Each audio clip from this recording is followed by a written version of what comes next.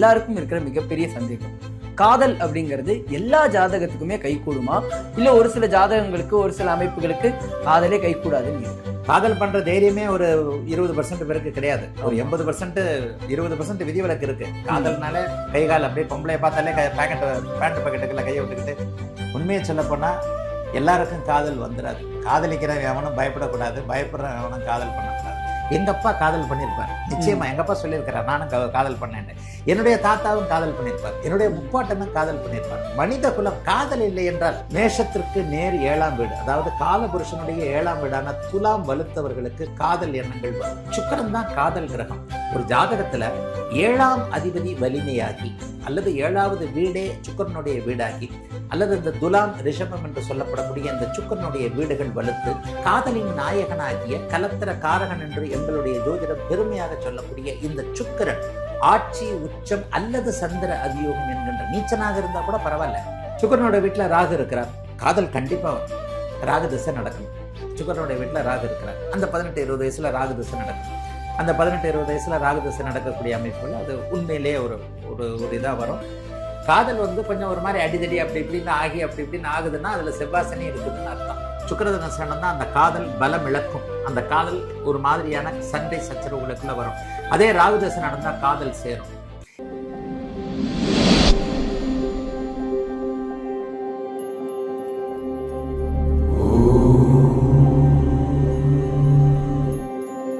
வணக்கம், நீங்க பார்த்துட்டு இருக்கிறது டேக் ஒன் தமிழ். நான் உங்கள் விஜய் பிராணேஷ். அதாவது இன்னைக்கு என் கூட இருக்கிற ஒரு ஸ்பெஷல் கெஸ்ட் பார்த்தீங்கன்னா ஜோதிட கலையரசு ஆதித்ய குருஜி அவர்கள் இருக்காங்க. அவர்கிட்ட நம்ம கிட்ட இருக்கிற சந்தேகங்கள் எல்லாத்தையும் கேட்டு தெரிஞ்சுக்க போறோம். வாங்க பேசலாம்.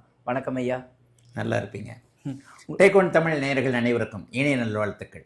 எல்லோரும் நன்றாக இருப்பீர்கள். எல்லாருக்கும் இருக்கிற மிகப்பெரிய சந்தேகம், காதல் அப்படிங்கிறது எல்லா ஜாதகத்துக்குமே கை கூடுமா, இல்ல ஒரு சில ஜாதகங்களுக்கு ஒரு சில அமைப்புகளுக்கு காதலே கை கூடாதுன்னு இருக்கா? எல்லாருமே காதல் பண்றதில்ல.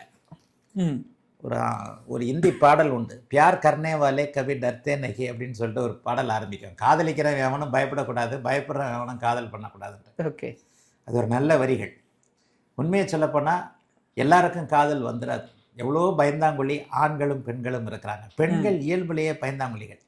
அம்மா அப்பா தன்னுடைய எதிர்காலம் இதை போல பயப்படுவாங்க. ஆனால் இன்னைக்கு பார்த்தீங்கன்னா பெண்கள் தான் காதலை முதல்ல சொல்கிறாங்க. இந்த ஜென்ரேஷனில், எங்கள் ஜென்ரேஷனில் அது வேற.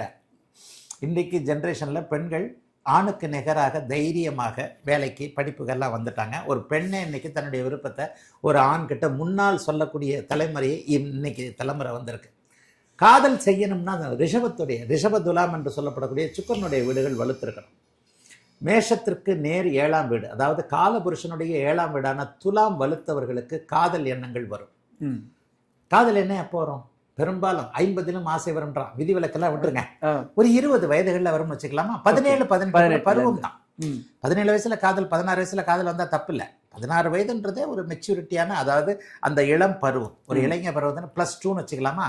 +2ல நம்ம தான் கிண்டல் பண்றோம். +2ல என்ன உனக்கு காதல் வேண்டி கிடக்குதுன்னு கேட்பாங்க. ஆனா அப்படி கேட்கறவங்க +2ல லவ் பண்ணிருப்பாங்க. கண்டிப்பா. உண்மையை சொல்லப்போனா காதல் எல்லா காலத்திலும் இருக்கிறது. எங்க அப்பா காதல் பண்ணியிருப்பார், நிச்சயமா எங்க அப்பா சொல்லியிருக்கிறார், நானும் காதல் பண்ணேன். என்னுடைய தாத்தாவும் காதல் பண்ணியிருப்பார், என்னுடைய முப்பாட்டனும் காதல் பண்ணியிருப்பார். மனித குலம் காதல் இல்லை என்றால் ஆதலினால் காதல் செய்வேர் உலகத்தீரே அப்படின்னு பாரதி சொன்ன மாதிரி காதல் இல்லைன்னா உலகமே இல்லை. ஆக 16-17 வயதுல சுக்கிரன் சார்ந்த தசாபுக்திகள் துலாம் ரிஷபத்தில் இருக்கக்கூடிய மேக்சிமம் துலாம் தான். காதல் பண்றவங்க எல்லாருக்கும், காதல் பண்ணி சக்சஸ் பண்ணவங்க எல்லாருக்கும் துலாம் கெட்டு போகாம இருக்கும். காலபுருஷனுடைய 7வது வீடு, 7வது வீடு ஆணையோ பெண்ணையோ குறிக்கக்கூடிய வீடு. சுக்கிர தசை நடந்தா காதல் பண்ணுவாங்க, உறுதியாவே சொல்லிடலாம். ஒரு விருப்பம் இருக்கும். காதல் நிறைவேறுகிறதா என்பது அப்புறம். காதல் பண்ற தைரியமே ஒரு 20% பேருக்கு கிடையாது. ஒரு 80% 20% விதிவிலக்கு இருக்கு. காதல்னால கை கால் அப்படியே பொம்பளைய பார்த்தாலே பேண்ட் பாக்கெட்டுக்குள்ள கையை விட்டுக்கிட்டு கை கால் உதற கேஸ் எல்லாம் இருக்கு, இல்லைன்னா சொல்ல முடியாது. உங்க இளைஞர்களுக்குள்ளே அது இருக்காங்க. கூச்சப்படுவார், பயப்படுவார், பதற்றப்படுவார், பெண்களோட பேச முடியாத ஒரு சூழ்நிலையில் இருப்பார். இந்த மாதிரி 20% விட்டுங்க. 80% பேருக்கு காதல் வருகிறது என்றால் அவர்களுக்கு சுக்கிர தசை நடக்கிறது என்று அர்த்தம்.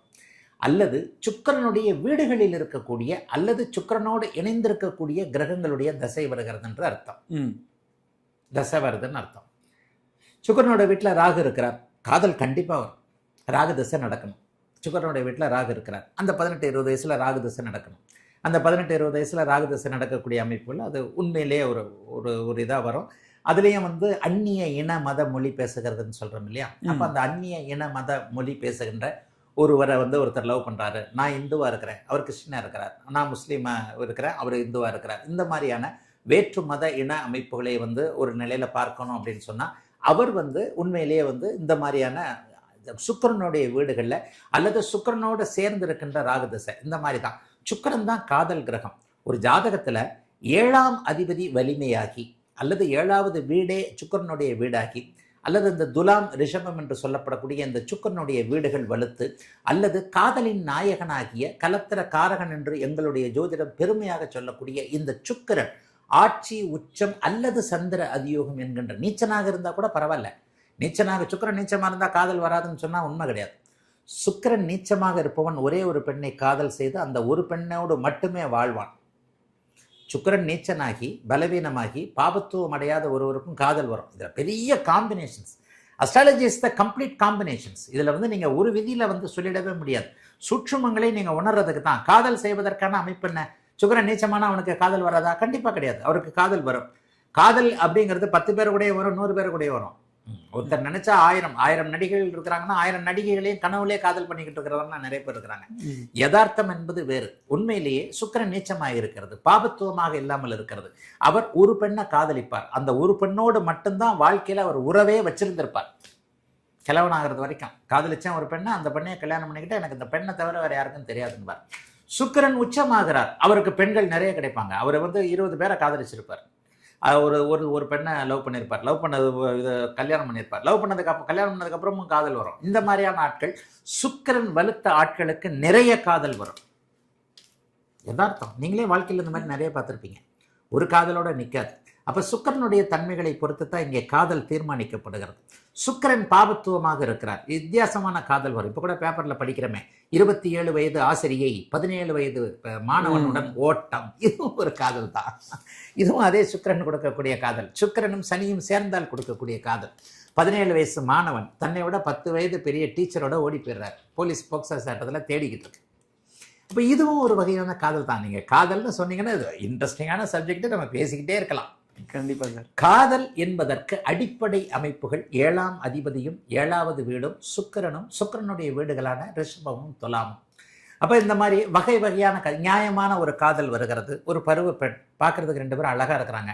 பையனுக்கு 25 வயசு, அந்த பொண்ணுக்கு ஒரு 23 வயசு, 2 வயசு வித்தியாசம். 2 பேரும் ஜோடி பொருத்தமாக போகும்போது நமக்கே ஒரு ஆசையாக இருக்கும். நம்முடைய பழைய காலம் திரும்பி வரும். பரவாயில்லப்பா, என்ன அழகாக இருக்கிறாங்க, என்ன ஜோடி பொருத்தமாக இருக்கிறாங்க, இவங்க 2 பேரும் கல்யாணம் பண்ணாங்கன்னா சூப்பராக நல்ல பொருத்தமாக இருக்கும் அப்படின்னு நினைக்கிறோம் இல்லையா?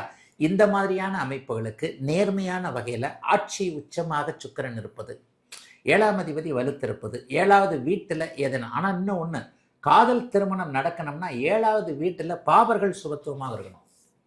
7வது வீட்டில் குரு இருக்குது, 7வது வீட்டில் சுக்கிரன் இருக்குன்னா தெரிஞ்ச பொண்ணை தான் நீங்கள் அத்தை பொண்ணை மாவை பொண்ணை தான் லவ் பண்ணுவீங்க. அதில் என்ன த்ரில் இருக்க போகுது?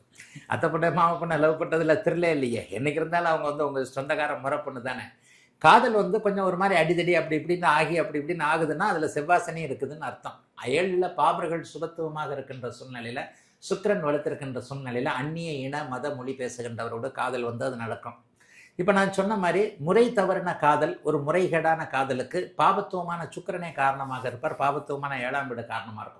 17 வயசு பையன் 27 வயசு பொண்ணு அப்படிங்கிற மாதிரியான முறை தவறிய காதல்களுக்கு சுக்கிரனும் சனியும் சேர்ந்திருக்கக்கூடிய அமைப்புகள், சுக்கிரனை சனி பார்க்கக்கூடிய அமைப்புகள்.